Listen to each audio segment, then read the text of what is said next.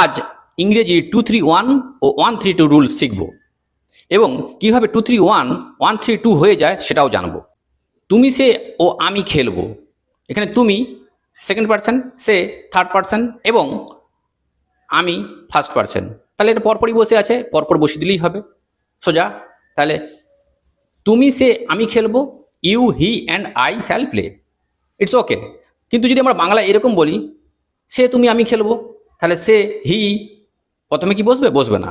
কিন্তু ওই একই রুলসেই তোমাকে খেলতে হবে যে you he and I shall play. এরকম যদি বলি, লাবণী তুমি ও আমি খেলবো, তাহলে লাবণী থার্ড পার্সন, তাহলে থার্ড পার্সন কি প্রথমে বসবে? তাহলে Labani you and I shall play, এটা ভুল হবে। ইংলিশ রুলস অনুযায়ী 231 করতে হবে, অর্থাৎ you Labani and I shall play. এটা গেল 231 রুলস। এবার 231 কখন 132 হয়ে যায়? যখন এক্সেপশনাল কেস, অপরাধ স্বীকার করা হয়, তখন আমরা 231-এর জায়গায় 132 বসাই।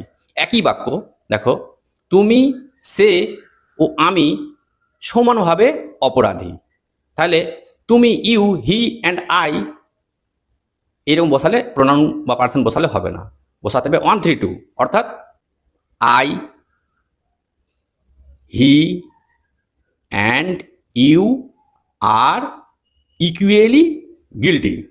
তাহলে 132 হলো। Follow for more.